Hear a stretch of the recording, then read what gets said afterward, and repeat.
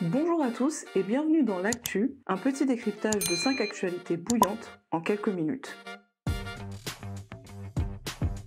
Alors aujourd'hui pour le point du jour, on va faire un petit focus sur la relation Russie-Afrique. Et oui, parce que finalement vous allez voir que cette guerre qui se fait actuellement en Ukraine, eh bien elle avait déjà commencé quelques mois, voire quelques années auparavant, je dirais sur le continent africain.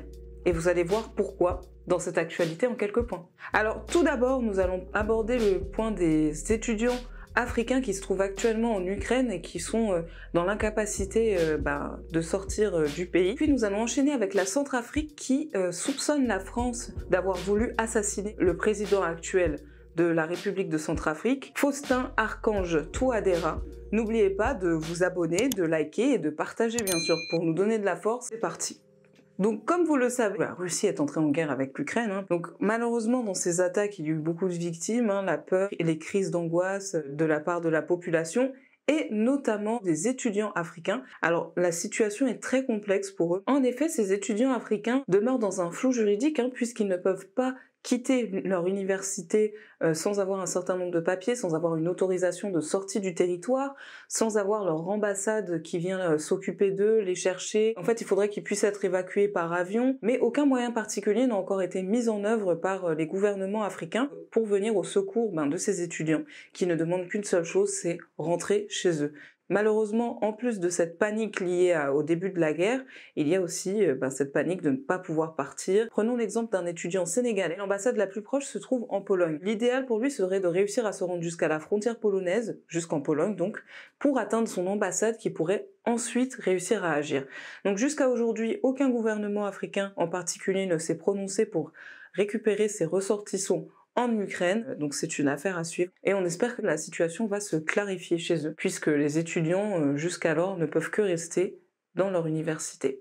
Si je vous parle aujourd'hui d'un focus entre la Russie et l'Afrique, c'est parce que depuis quelques mois, voire depuis quelques années, les Russes arrivent à s'installer et à prendre un peu la place de la France petit à petit et finalement des pays européens. Cette présence russe qui s'impose de manière militaire, arrive à s'imposer un peu plus dans les marchés, donc aussi économiques, et prend la place finalement de ces anciennes puissances coloniales, en se servant de ce sentiment anti-français, par exemple, donc anti-ancienne colonie finalement, pour réussir à s'implanter et représenter un nouvel espoir, l'espoir d'un continent africain émergent. C'est quelque chose qu'on a aussi pu observer en Centrafrique, où nous allons nous rendre de suite pour parler de la France qui a été soupçonnée ce lundi 21 février d'avoir intenté un coup d'État, d'avoir tenté d'assassiner le président de la République de Centrafrique, Faustin Archange Touadéra. Donc c'était ce lundi 21 février, le président de Centrafrique venait d'atterrir à Bangui, la capitale.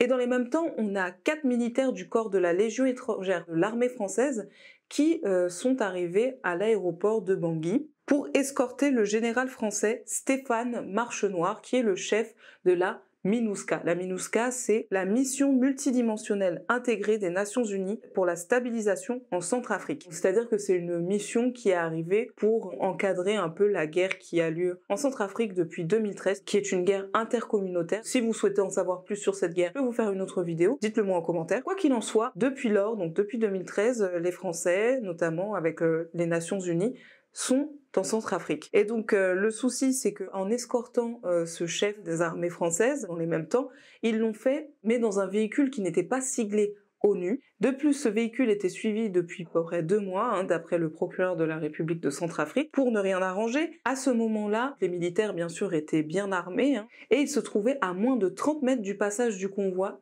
du président qui venait d'arriver à Bangui. Donc avec tous ces éléments, les 4 militaires ont été soupçonnés de vouloir intenter à la vie du président de la République de Centrafrique et c'est pour ça qu'ils ont été arrêtés ce lundi 21 février. Suite à ça, sur les réseaux sociaux, la République de Centrafrique n'a pas manqué de faire savoir que les militaires français avaient voulu intenter à la vie du président. Suite à ces accusations, la France a dû se prononcer elle aussi pour au départ signaler un énorme quiproquo mais aussi une campagne de désinformation selon eux pour alimenter un sentiment anti-français qui est fait par la République de Centrafrique à plusieurs reprises, mais aussi depuis l'arrivée des mercenaires russes de Wagner. En 2018, les relations France-Centrafrique sont un peu plus houleuses. Quoi qu'il en soit, ce 24 février, les 4 militaires ont été relâchés. La France a officiellement dit sur ses réseaux sociaux qu'ils avaient bien été relâchés. Toutefois, on n'a pas eu d'explication supplémentaire et on sait que de son côté, la République de Centrafrique poursuit son enquête. Bien que la France soit toujours d'accord pour dire qu'il s'agit d'une manipulation grossière ou encore, je cite, d'une campagne de désinformation anti-française pilotée par Moscou, c'est une affaire à suivre. Direction l'Afrique du Sud maintenant, où on a une montée en puissance des marches xénophobes contre les travailleurs étrangers venus d'un peu partout en Afrique. Ce samedi 19 février, on a eu une grande marche qui fait partie de l'opération Doudoudola, à savoir en zoulou, refouler. Donc c'est l'opération qui vise à refouler les travailleurs étrangers. En cause, une montée en puissance du chômage à cause de la crise du Covid, à peu près plus 36% depuis le deuxième trimestre de 2021, ce qui fait de l'Afrique du Sud non seulement le pays où les inégalités sont les plus fortes au monde, mais également, depuis quelque temps, le pays où il y a le plus grand taux de chômage au monde. Alors, ce samedi 19 février, on a eu des manifestations plutôt pacifistes mais aussi agressives dans la province de Johannesburg, notamment dans le quartier de Hillbrow, réputé pour abriter beaucoup d'étrangers. Et ils ne veulent pas, les Sud-Africains, que ça devienne, comme ils le disent, une no-go zone, donc une zone où ils ne peuvent plus aller, où ils ne se sentiraient plus chez eux. Ce problème, en réalité,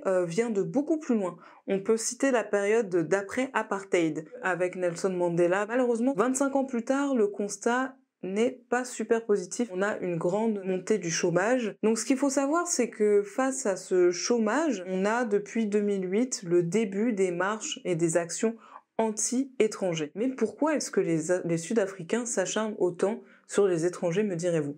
Donc il faut savoir déjà que l'Afrique du Sud, c'est la première puissance industrielle du continent africain. Et c'est pour ça que c'est l'un des pays qui accueille le plus de migrations sur le continent. En 2020, par exemple, on comptait à peu près 3,9 millions d'étrangers qui venaient en majeure partie des pays voisins comme le Zimbabwe, le Mozambique, Lesotho ou le Malawi. Donc cette marche de ce samedi 19, pourquoi est-ce qu'elle est inquiétante? C'est parce que c'est la reprise des marches plutôt agressives.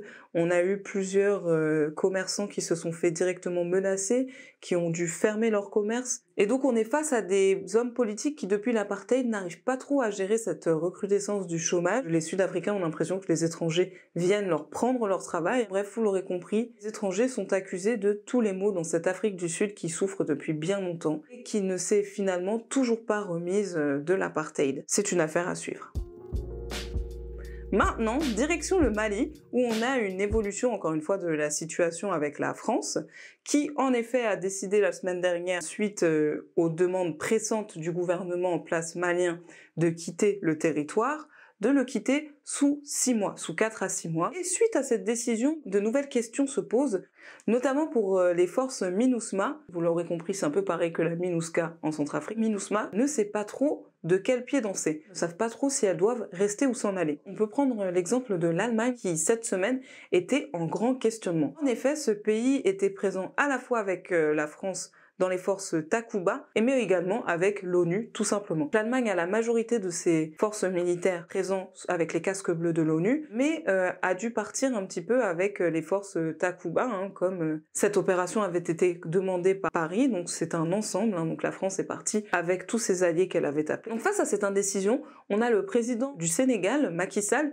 qui a expressément demandé à l'Allemagne de rester. En effet, pour lui, le Mali et plus globalement la région du Sahel a vraiment besoin de la sécurité apportée par les forces militaires allemandes. L'Allemagne ne sait toujours pas trop quoi faire, mais elle préfère s'en remettre à son Parlement qui votera en mai 2022 pour ou contre le fait de rester au Mali. Pour le Sénégal, il s'agit d'une question de sécurité, mais également de certains intérêts comme notamment l'Institut Goethe, qui est une présence allemande pour la culture, mais aussi qui les a aidés avec le vaccin du Covid, qui a installé un grand centre vaccinal au Sénégal. D'un autre côté, on a le Tchad qui tente de rassurer toute la région du Sahel, mais aussi l'Allemagne, en présentant un renfort dès ce 22 février de ses forces armées au Mali. On a également le Niger qui pense à s'allier très fortement. Le Niger pense aussi à accueillir la France, suite à, comme je vous le disais la semaine dernière, la discussion qui s'est faite lors du sommet à Paris avec Emmanuel Macron et les pays environnants du Mali, pour savoir, suite au départ de la France du Mali, comment est-ce qu'ils pouvaient s'installer dans les pays frontaliers pour continuer de lutter contre le djihadisme dans cette région. Donc voilà, c'est encore une fois une affaire à suivre, hein. Je pense que le Mali, je vous en reparlerai la semaine prochaine, c'est un sujet bouillant, c'est quand même assez fort ce qui se passe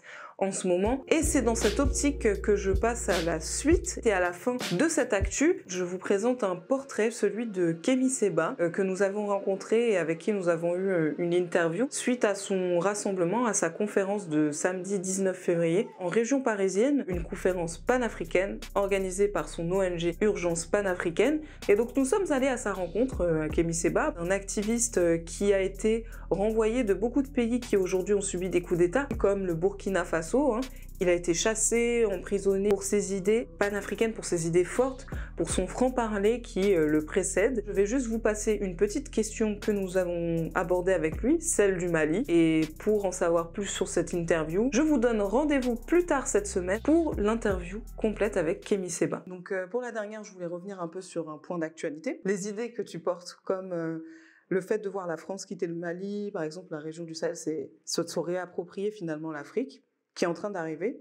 Comment est-ce que les Maliens pourraient, selon toi, amener la France à quitter son territoire immédiatement? On est en train d'aller progressivement vers cela, même si, évidemment, la trahison des élites africaines fait que ceux qui auraient dû soutenir le Mali en priorité sont ceux qui sont en train de lui tourner le dos, en l'occurrence les autres présidents africains.